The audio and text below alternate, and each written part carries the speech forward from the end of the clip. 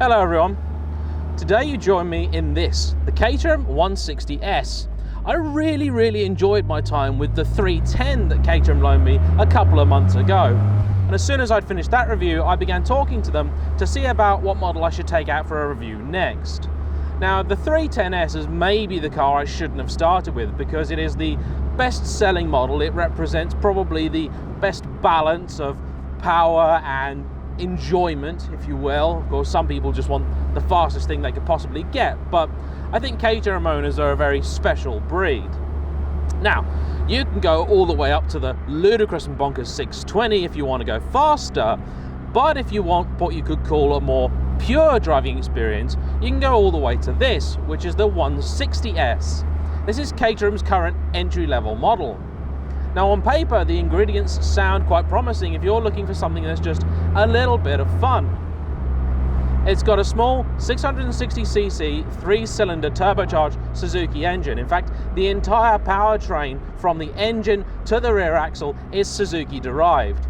Now, they tell me it's not taken from any one car in particular, but I expect they've stolen different pieces from the K cars that are very popular in Japan.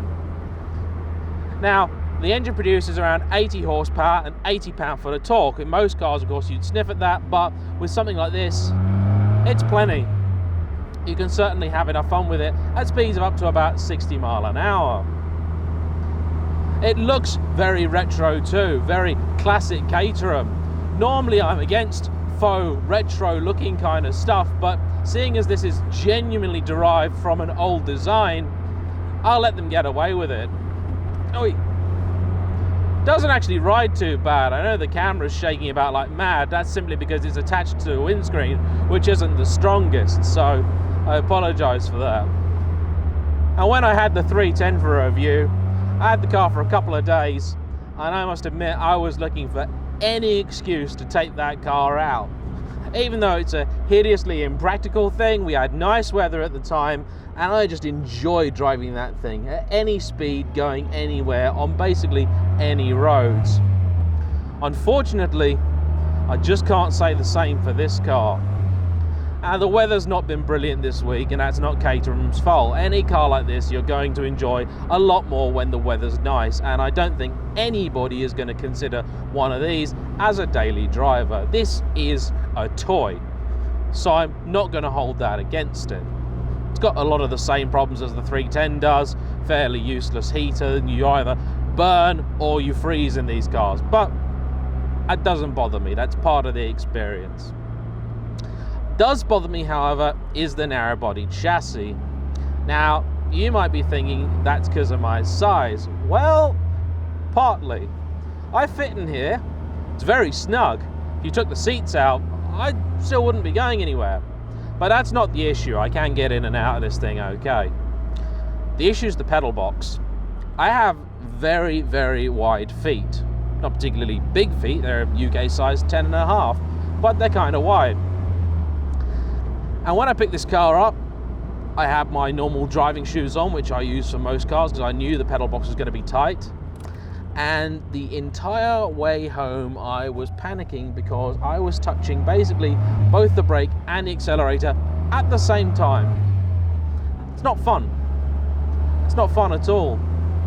In fact, the first stop I made with this car was to a shoe shop. I had to buy myself a new pair of driving shoes. I went in and I bought the thinnest and narrowest things that I could find, and I can now just about drive this. But it's not enjoyable. Now, I know that you can change the pedal offsets and things with these cars, but that isn't going to help in this car at all. I simply haven't got the room that I need in the pedal box. In the wider chassis car, it's not a problem at all. But unfortunately, this model is only available in the narrow body. That, I'm told, is due to the rear axle. They simply can't get one that fits the wider body shell, and that's basically it. And look, that's fine. If you can get over that, there's a few other things I suppose that I should mention that also are a little disappointing. The engine is not one of them. I thought it would be. I mean, it's 660cc, so it's going to be working fairly hard, but with a car that's quite light, it's quite sprightly. Unfortunately, the gearbox is incredibly shortly geared. It's ridiculous. Driving this thing home on the motorways, again, not the natural habitat for a Caterham, I know, but a necessary evil. It was no fun whatsoever. It feels like this car needs either a 6th gear or a much, much longer 5th. Because the car is so light, the engine has a very, very easy time of pulling it, even from low RPM. And of course, being turbocharged, it does mean that the little torque that it has is available from fairly low revs. Now, you lose that great adjustability that you have from a naturally aspirated engine, of course, and I think that is a big part of the Caterham experience, but I don't dislike this engine anywhere near as much as I thought I would. It's quite nice, and it sounds quite nice. It doesn't at all sound like a 3-cylinder engine. If you hadn't told me it was 3-cylinder, I wouldn't have guessed. The only time you'd really notice is when you're at super, super low RPM, like barely over tick over, and then it sounds a little different, but other than that, you'd never know.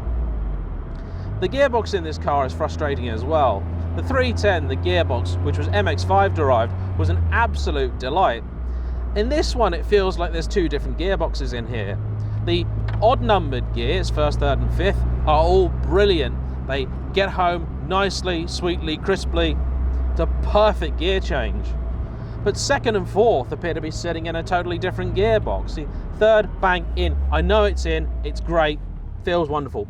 2nd is like a pudding. It's a horrible... You just don't know when you're in the gear.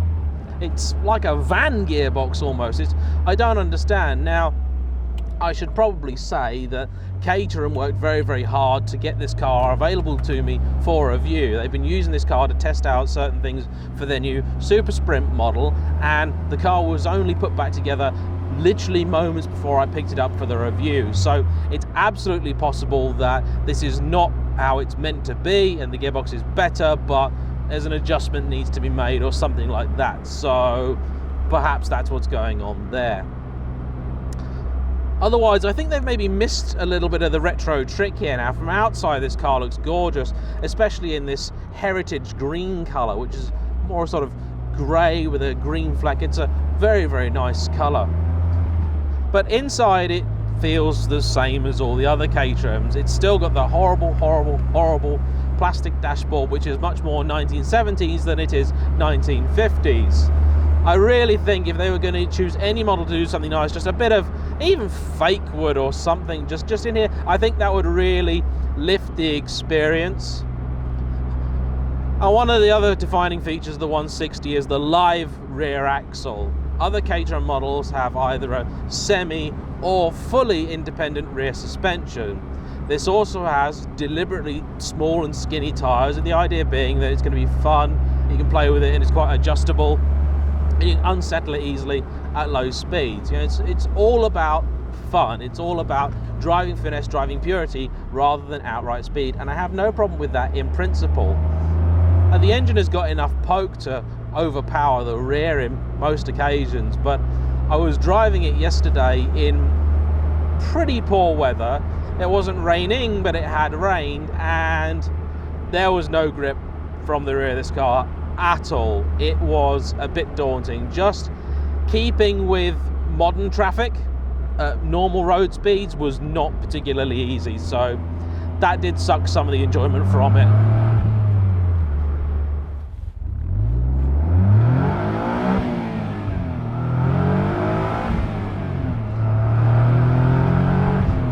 See, 2nd gear is only good for 40 miles an hour. It's just too short, especially when the gearbox isn't actually that nice to use. It's a bit annoying. I think different ratios would definitely have helped this car out. Frustrating. In many ways, I suppose it's unfair to criticize this car because almost all of the issues that I have with it are things that Caterham are more than happy to fix for you. Oh, you want a bit more grip? Well, that's no problem, because the other cars will have that with their semi-independent rear suspension. Oh, you want more power? You want more throttle adjustability? Well, get one of the 1.6 litre Sigma engine cars.